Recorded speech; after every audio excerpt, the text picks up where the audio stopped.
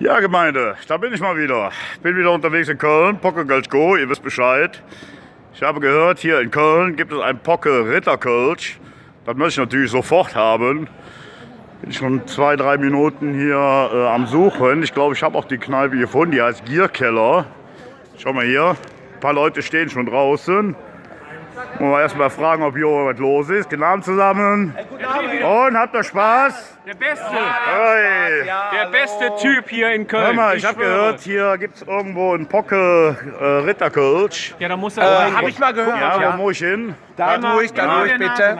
Also, Hier sind alle aber gut drauf hier. Ist Köln nicht einfach geil? Köln ist einfach geil, oder? So, da gehen wir mal da rein.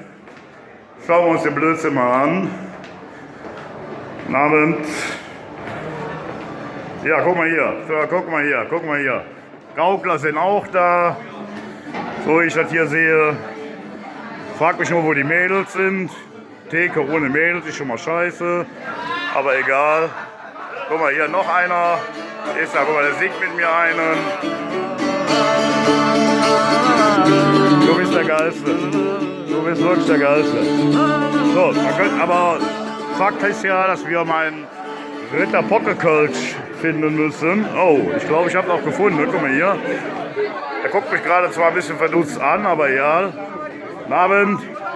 Ist das Pocke Ritterkölsch? Ich glaube Bockekölsch, ja. Ja, ist das deins? Ja, dann hast du Pech hier. Jungs. Nein. Das ist meins. Ich wünsche ein schönes Wochenende. Macht es gut.